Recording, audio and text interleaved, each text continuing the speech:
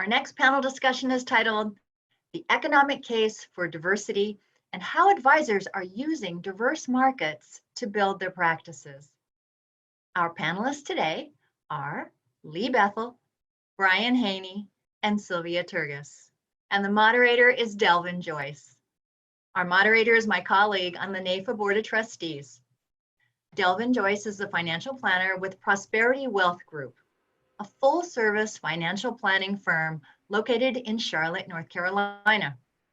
Following college at James Madison University, he was the starting kick and punt returner with the New York Giants of the NFL.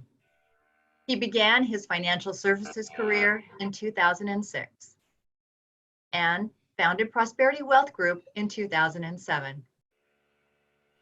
His goal is to help individuals and companies achieve their financial goals with a focus on community empowerment through financial literacy. Hey, Delvin, welcome. I'll turn it over to you to begin our discussion. Fantastic. Thank you, Gwen. And thanks for the shout out to the Giants. Maybe next year, right? So again, my name is Delvin Joyce. Welcome back to our NAFA Nation Impact Week Diversity Symposium. My name is Delvin Joyce, and if you are just joining us, we just had an opportunity to hear from some incredible corporate leaders on how they are moving the needle in their respective firms with diversity and inclusion. We're going to change gears now. We're going to talk about the economic case for diversity. And to do that, we're going to talk to three very successful financial professionals who are utilizing and serving diverse communities and marketplaces to build their practices. So let's introduce our panel. First, I'm super excited to be joined by my Prudential Advisors colleague, Ms. Silvia Tergas. Hi, Silvia. Silvia is a financial planner with Prudential in Bethesda, Maryland. She also serves on Prudential's Inclusion and Diversity Council and specializes in serving her clients through financial planning. Silvia has carved out a great niche for herself in her practice by working with the Hispanic and Latino community. So very, very excited to have Silvia and her perspective on it. Our next panelist is Mr. Brian Haney. And Brian is the co-founder of the Haney Company, which is also a multi-line financial services company based in Silver Spring, Maryland. Brian has been super active in the community since working with us, or since starting in the industry back in 2003. And he works with a number of organizations and charities in the Washington, D.C. area. Now, Brian is also a former NAFA 4 Under 40 Award recipient, as well as a NAFA Diversity Champion Award recipient. So really excited to have Brian and his perspective on our panel. Welcome, Brian. Okay, and lastly, and unfortunately for Brian, he has the designation of being our panelist with the second most professional designations, because we're also joined by Mr. Lee Bethel. Lee is the president of Comprehensive Benefit Services, which is a financial planning firm also based in the greater Washington, D.C. area. Lee has been in the industry since 1979, and throughout that time, he's just been a leader and just a trailblazer in the financial services industry. He spends a lot of time donating his time and speaking and giving back to the industry. So very pleased to have Lee on the panel as well. So welcome, Lee. All right, so let's get into it. I've been so excited about this, mostly because I finally get to put a suit on and get out of my pajamas for the first time. But let's talk about diversity and inclusion. And for the people who were on or listened to our previous panel, we heard our corporate leaders talk about how, you know, a lot of their diversity and inclusion efforts were from very intentional planning. So my first question for each of you is that, you know, you've all really carved out a great niche in working with diverse communities. Was that something that happened because of a natural affinity to a specific group? Or is that something that really evolved because of very intentional planning on your part? So I actually want to start with Silvia on that. So Silvia, what do you think? Thanks, Delvin. And if you were excited about putting on your suit, I was so excited about doing my makeup. So thank you so much for that opportunity. And it's really an honor and a privilege to be here today and adding my voice to this conversation. So thank you so much. So I have a two-part answer to your question. So for myself personally, I would say, joining financial services and seeking out, working within diverse markets, what I would say are underrepresented communities, underserved communities, was definitely intentional. And part of that was because of my personal experience, my family's experience, or lack thereof, more likely, with financial services. I'm a proud Latina. My father is Cuban. My mom is from Honduras. Very hardworking, inspirational story, like so many of our stories, right? And so really what they instilled in us was education, and that the sky was the limit in terms of opportunity, to really see ourselves as, going out there and working hard, looking for opportunities, working for what we wanted, working for our dreams. And so when I started, studying financial service, studying financial planning, I have a bachelor's degree, master's in finance. So I have what I would say academic knowledge in finance. But the more that I learned in terms of that information and that knowledge, the more that I was aware of how much of a disconnect there was between how my family wasn't being served, or the lack of knowledge that they had, how this conversation really was not something that I was part of in my household. So I was very, very conscious. I still remain to this day. And when I serve my clients, to put myself in their position, and just make sure that I'm listening and serving as authentically as possible with that experience in mind.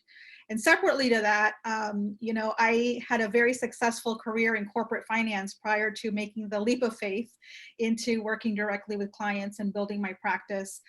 Again, fueled with that academic knowledge, but not really having that client piece, right? And so I had a lot of apprehension about being a woman, being Hispanic, so not a lot of women in the financial services profession, but then you add to that women of color, and we're in the single digits. And so again, that conversation of representation, and how I just didn't see how I was going to make this work. And so I started really just using those differences to my advantage, I guess, or making the most of them, so that I was really building on my strengths. So not only did I start out by marketing within the Hispanic community, but also other underserved communities in the Washington, D.C. area, where there are LGBT, Black professionals. Really, it was that common thread of being able to, or wanting to be that champion for communities that were traditionally underserved. So very intentional on my part. I love that. And I love what you said about how you had all this apprehension, and then you learned that my good friend Kristen, who was on the previous panel, likes to say that, your shortcoming is actually your superpower. And I love how you were able to turn that around and turn it into a positive. That's fantastic. So Brian, what about you? What do you think? Well, Delvin, I think it's a consistent theme that we're hearing, right? There's a lot of intentionality that comes behind building diversity, inclusive, and equitable practices. And my story is no different. As a native Washingtonian, of which there are not many of us, we have like a little space in the zoo next to the pandas. If you want to come see us, that's fine. But Washington, D.C. is one of the most diverse cities in the country. And so, when I became a professional, I had a passion to have a practice that represented that diversity. I'm a big believer in community. And so if I'm going to work in the community, I want to be able to connect with all aspects of the community, not just a small segment that I'm the most comfortable with. And so that was, really the genesis for me to determine how am I going to connect with the areas that I either don't have natural market relationships, or, and look at where are in my practice am I underrepresented? Immigrants, there's just a massive immigrant community across the landscape. And so, I had to take a very disciplined approach to business development, towards marketing, but really towards community relations. I think that's where I put all of this. And, I want to give credit where credit's due. I do have I'm very fortunate that I get to work with a family practice. So my father, the senior member of our team, and also my brother are teammates. And I remember growing up going to my father's office, and he ran another financial company at the time. And he was probably well ahead of his time in terms of the diversity that was represented in the employees that I saw there. There were people of color, women, minority.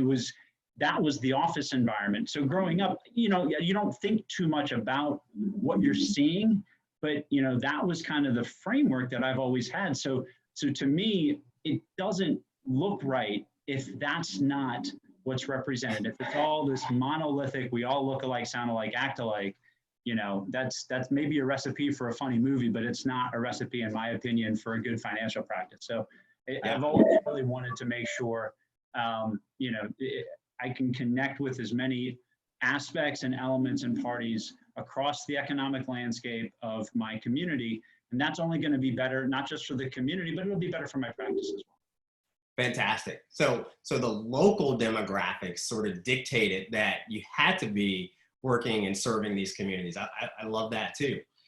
So let's go to Lee. So Lee, you obviously have a successful practice. How did you matriculate into working with these diverse communities in your practice?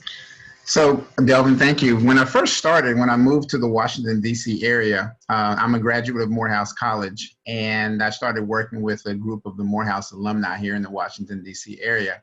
And in doing so, I realized that there were a number of African Americans who had businesses, but there was not anyone really serving them in the area of their employee benefits and retirement plans. So I kind of got the idea that it might be good for me to find a niche in working with African American business owners and putting their employee benefit programs together along with their 401k or 403b plans. So that's kind of how it actually kind of first initially got started.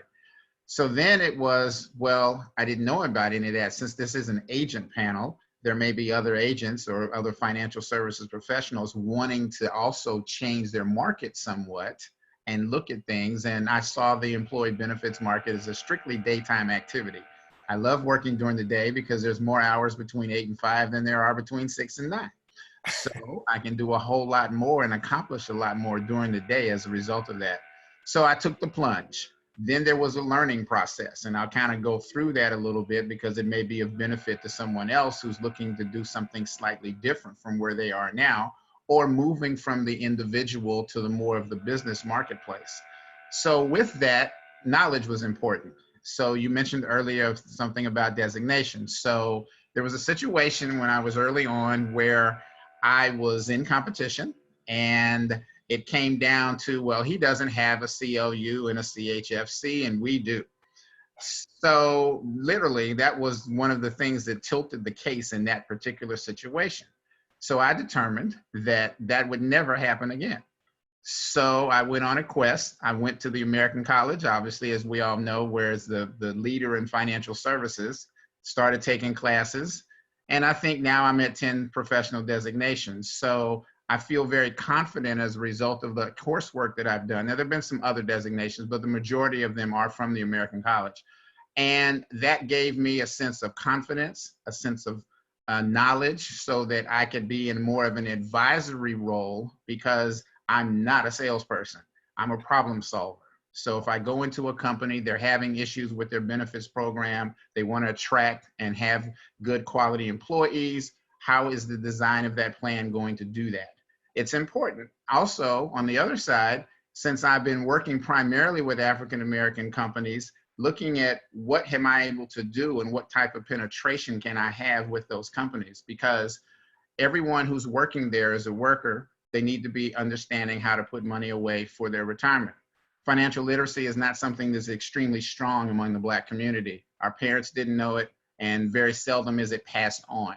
So I kind of saw it as my charge to be that educator. So today I still do all my enrollment meetings. I go out, go in and meet. I'm doing Zoom meetings yesterday, 2 yesterday, for education meetings about market volatility, helping people understand you don't sell right now and the importance of not doing that.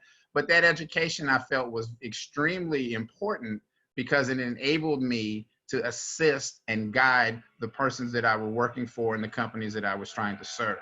So that's kind of how it all got started. And then one thing led to another, and because there was hardly anyone that was Black doing employee benefits in the Washington, D.C. area, think that through, okay, and that specialized in that area. People dabbled here and there, have a group here, I got 2 groups there, that kind of thing, but there was really no one who had a substantial practice. So I decided that I would be the one to fill that void. Fantastic. And Lee, I think something you said there was so important, especially with working with diverse marketplaces, especially if we're talking about minorities. There's a lot of inherent mistrust with financial professionals and the industry as a whole, right? Because it hasn't always been kind to certain groups of people. And the fact that you want to get educated so that, number one, you could properly serve these people from your standpoint, but number two, give them the trust that you are going to do the right thing for them, I think speaks volumes about you and your practice. So kudos to you on that. Let's segue for a second. Let's go back to you, Silvia. So I know that you have a great practice. You work with a lot of different people, but you really have a niche in working with the Hispanic and Latino community. And you are bilingual. You speak Spanish, right? So my question is twofold.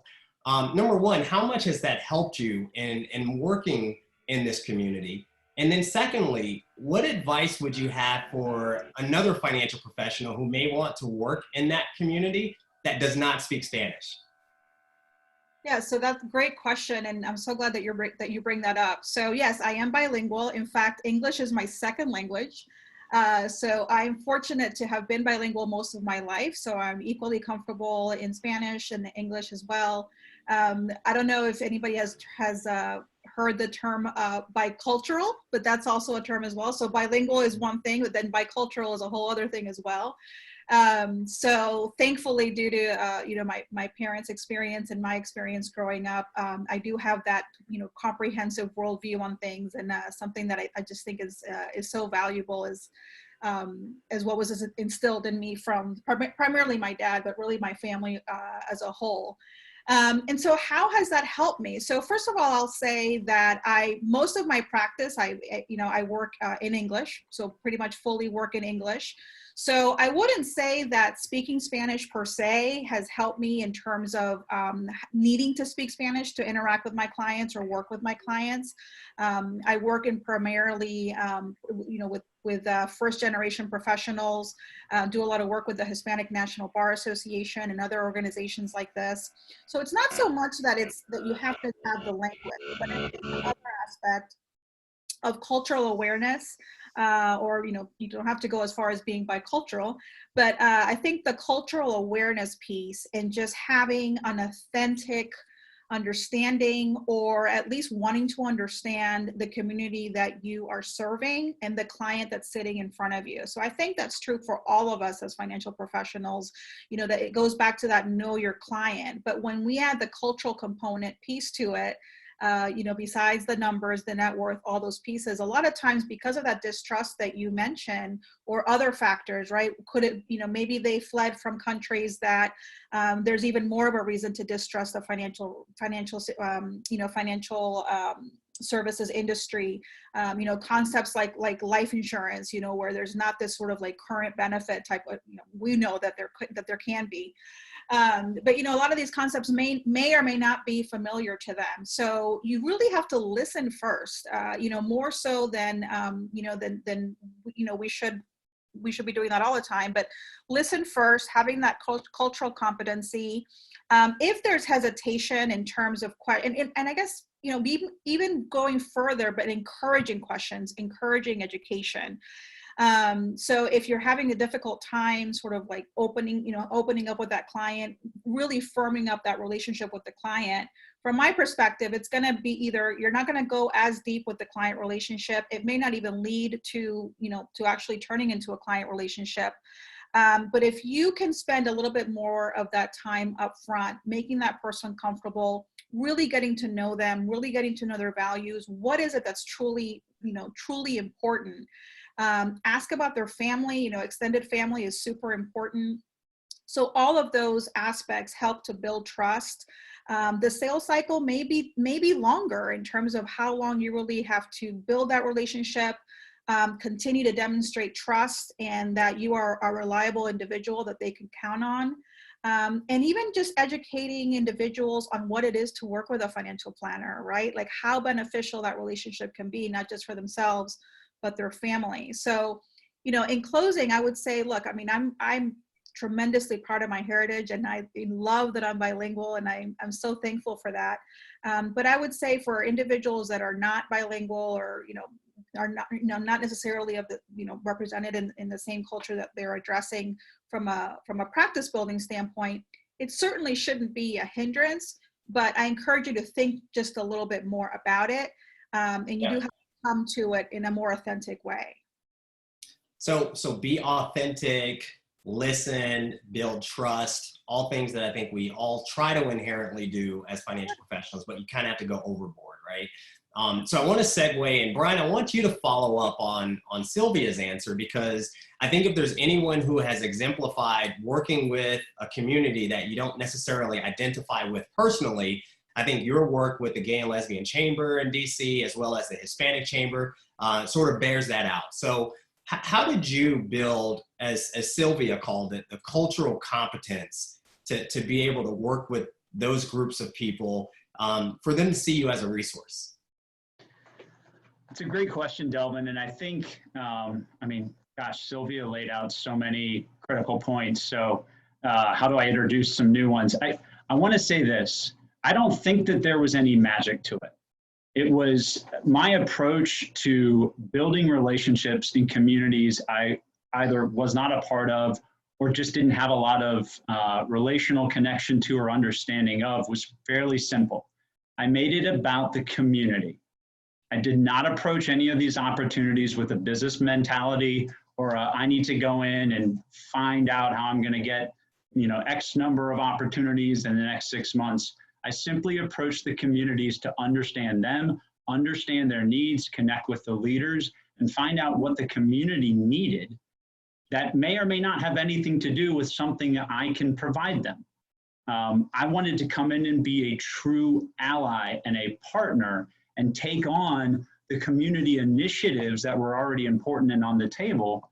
And in so doing, that was going to be, you know, certainly opportunities would come my way just by having a good natural relationship with community leaders and partners and getting to connect very well. But, you know, we've all been to networking events or social events when, you know, somebody's there and you can just tell from the bat that it's just about business for them.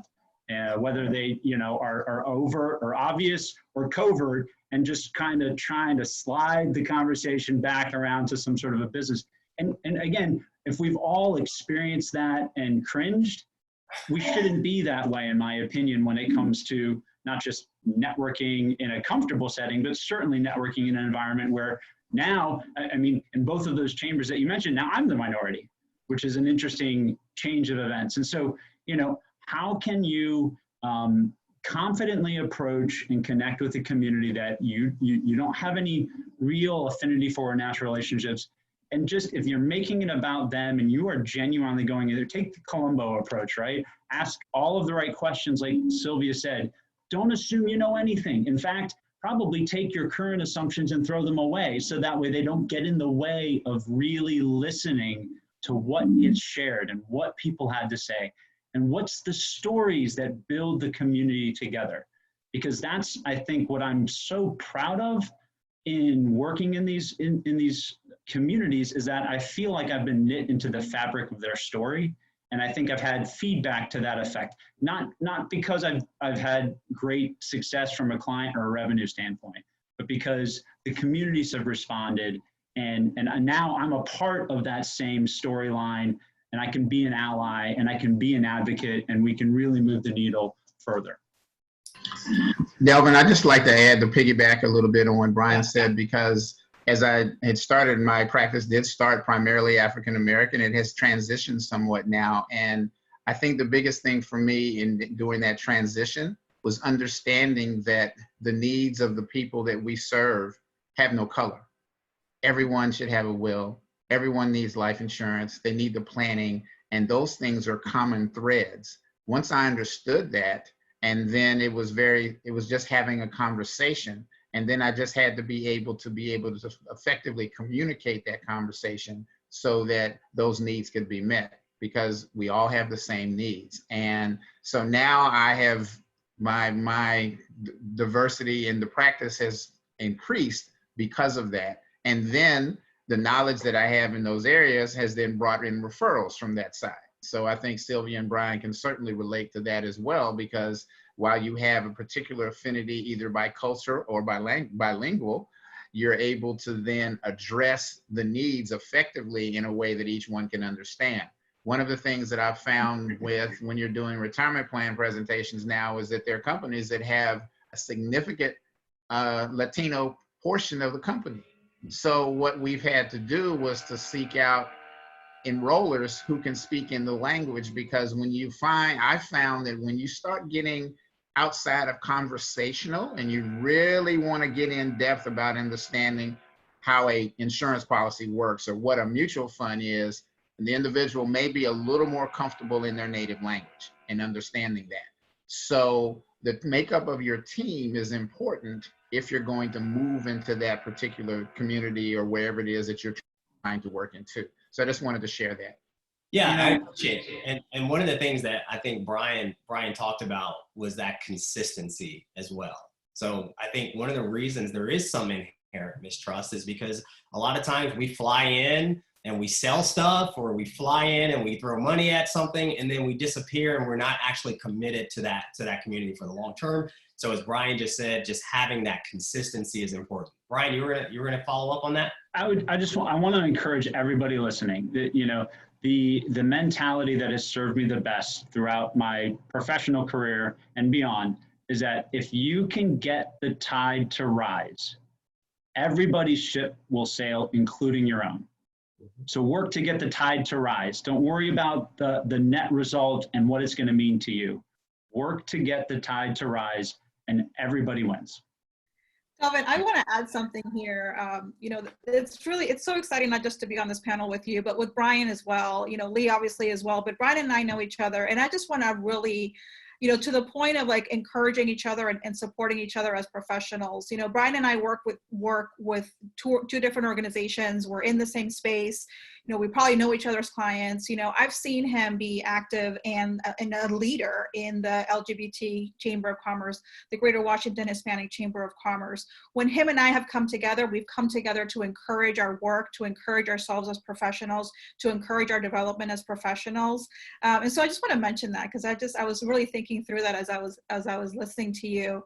And so again, this is the pie is big enough and really, underserved, as we keep saying. So let's just continue to also encourage each other and help each other as we navigate all this together. Fantastic. Thanks for saying that. You guys are birds of a feather, right? Flock together. So Lee, let's transition to you for a second. So I know that you have a very diverse practice, as you just said, but a lot of your work deals with Black business owners in the employee benefits and corporate benefits space. So tell us, I know that's a unique niche.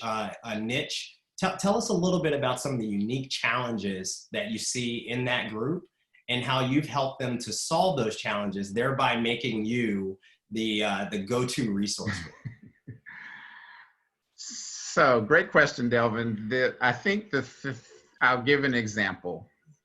Here in the Washington, D.C. area, there are a number of individual Black-owned companies that started because the individual who started the company was a government employee.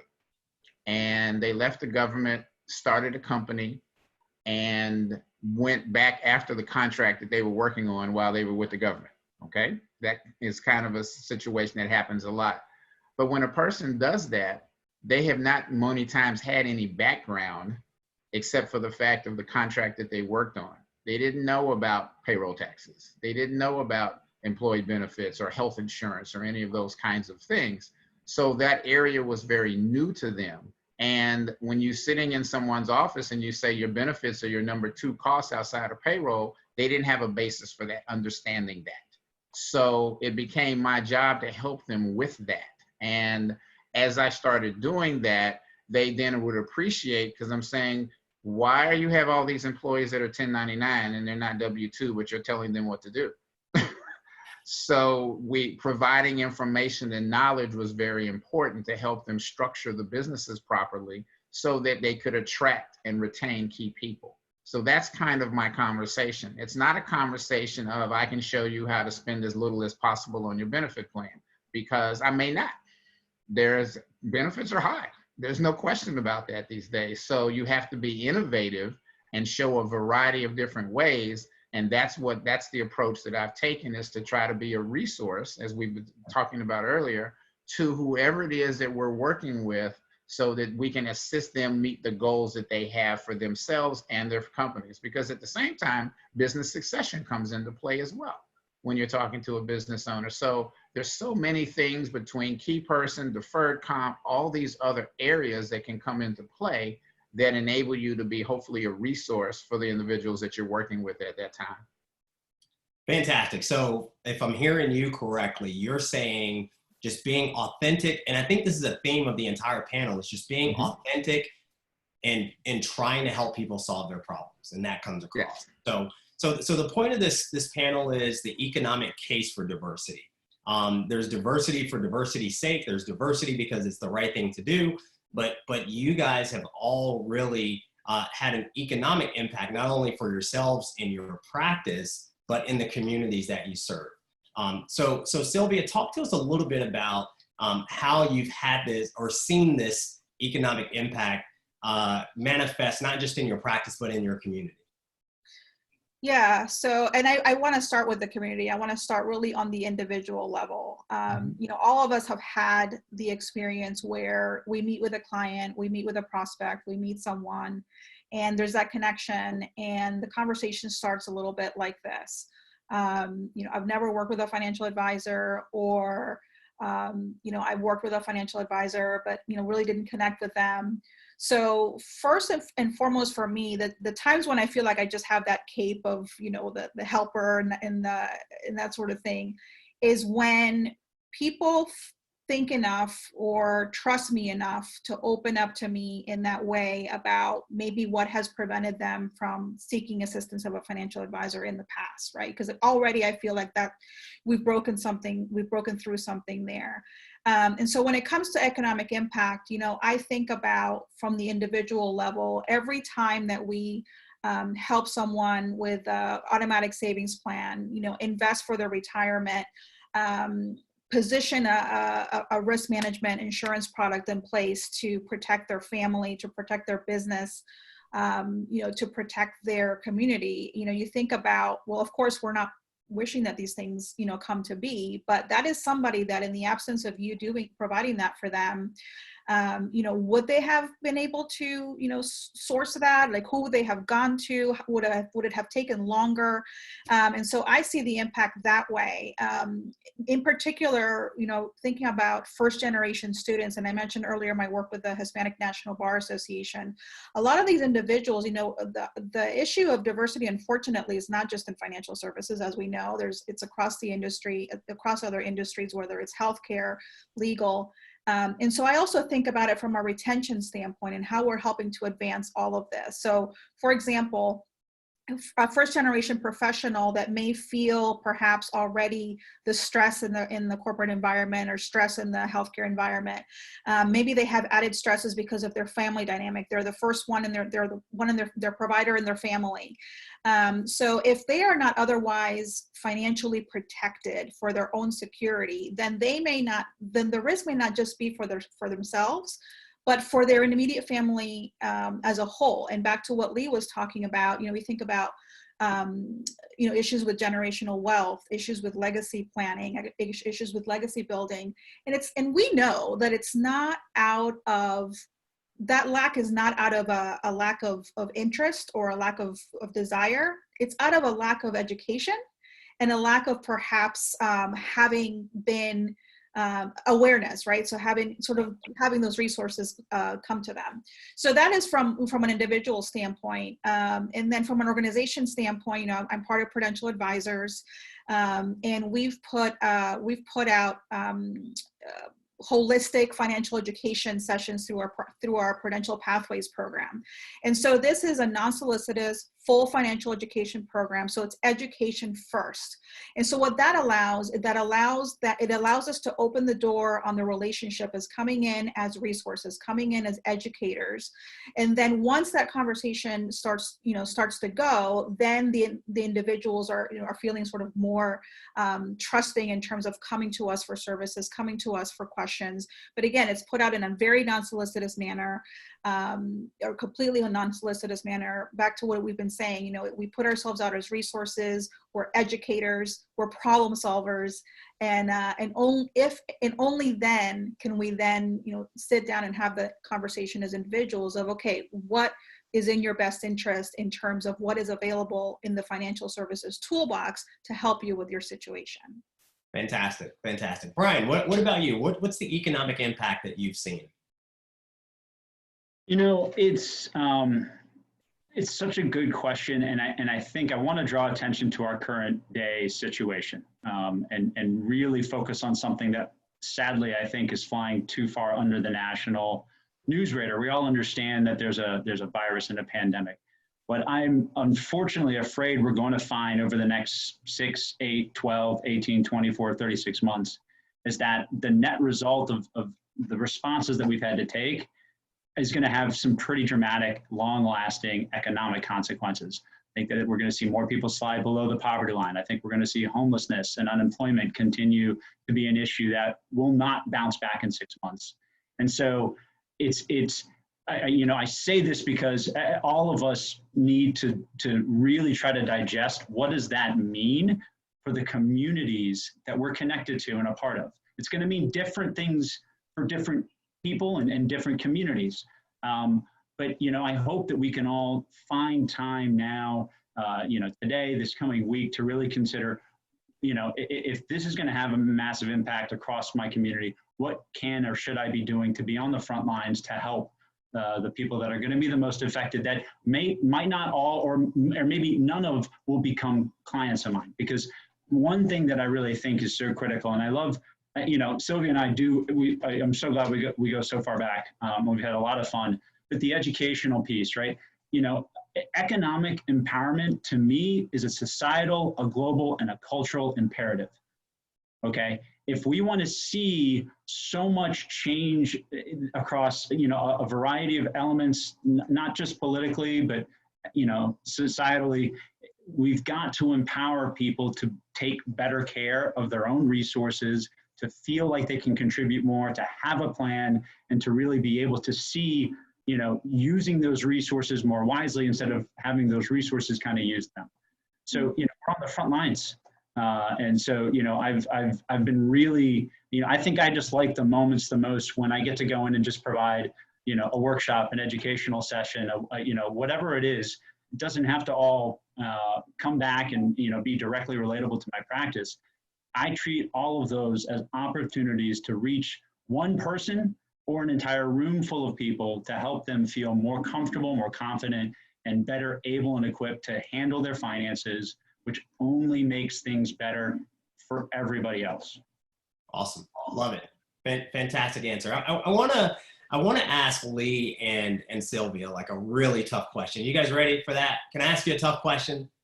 So Delvin. I can? Okay. So I know one of the challenges in working with a diverse community or marketplace is, especially when you culturally or ethnically identify with that group of people, you can sometimes get pigeonholed as exclusively being the financial planner or financial advisor to that specific group of people.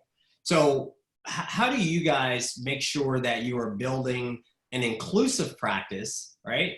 Because you'll work with anyone, I'm assuming. How do you make sure that you're building an inclusive practice while also still branding yourself as a resource to a specific group? So Silvia, I'm going to let you off the hook first. I'm going to send that one to Lee and get his thoughts. I think I'll say thank you. So for me, I think I would answer that question by saying that as developing centers of influence, accounting firms, and human resource professionals has been the area where I've been able to expand the diversity of my clientele, because as I've been able to increase my knowledge, I can approach an accounting firm, and if they are auditing 401k plans, they have a particular niche. So I can relate myself to them that we can assist if they run into plans that have some issues. If it is an HR consultant, the HR consultant is going to have a diverse clientele. So I'm really doing it now by the referrals that I'm getting from others rather than actively marketing in those areas. So I took the premise of, I need to find who has the contacts at the companies, so I'm not cold calling. I need to be able to get in. So if I can work through the HR, work through the accounting firms, and you get a few from attorneys, but not a lot. I'll just say that. So I think the accountants and the HR individuals, and then there may be individuals who would just be a center of influence from you, someone who is on your side. You may not have even done any business with them, but they're sounding your horn to whoever they know. They'll send you 2 or 3 people a year, and they'll be substantial. So I've kind of taken the premise, instead of me trying to do it myself, is to work through other professional advisors. That's incredible. I mean, if there are financial advisors, financial professionals on this call, if you didn't write down what he just said, I mean, that is gold. So you are working in your diverse communities, but you are building centers of influence from all spectrums. And that's leading to helping you to build an inclusive practice. Silvia, I'm sorry, you got your work cut out for you, because I don't know if you can top it, but I'm going to give you the chance. That's all right. That's right. You know what? That Lee's comment on COIs is right on. And so, as we know, when we provide referrals for our clients, you know, the element of the right fit for our clients is very important. So it's equally important for us to create those relationships across the spectrum. And first and foremost is, and I'll say that for myself as well as the COIs that I work with, is, are we developing ourselves? Are we marketing ourselves first and foremost as trustworthy, knowledgeable, resourceful financial professionals? That is first and foremost. So whether it's education, whether it's a continuous professional development, that's what I've focused on first, is how do I develop myself first and foremost as a financial professional, as a financial planner, seek out mentors as well from all different backgrounds, you know, certainly within our companies and other individuals that are doing the work that we're doing. As far as the risk of being pigeonholed, you know, certainly I understand where the question is coming from, for sure. So I would say that for me, I've had to learn, you know, we all know when we all know that feeling of being the only one in the room, or one of just a couple in the room. So I really have had to learn, and this has been through conversations with mentors, some that share my cultural background and some that don't, and all perspective is important. So I've really had to learn how to sharpen up my voice, grab my seat, pull it up to the table, you know, say what I have to say, produce the results, right? We have to first of all figure out the basics and do well in those before we can sort of go into higher levels.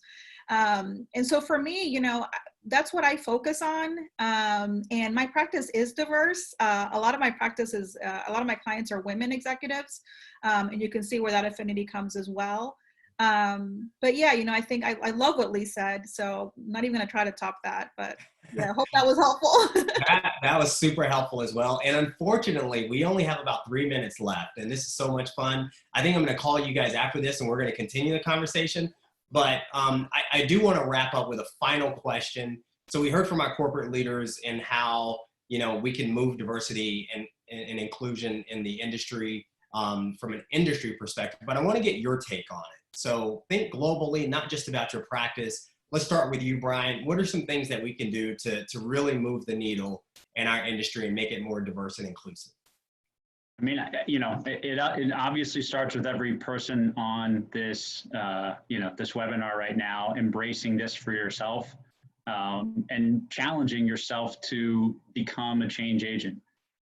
You know, I said it earlier, I think it's an economic imperative. I also think it's a cultural imperative, and I think it's a moral imperative. And if we're in a global economy, that's not changing. We're not rolling back. We're global to stay, and that will only mean that the collective diversity of our communities and society at large is going to grow.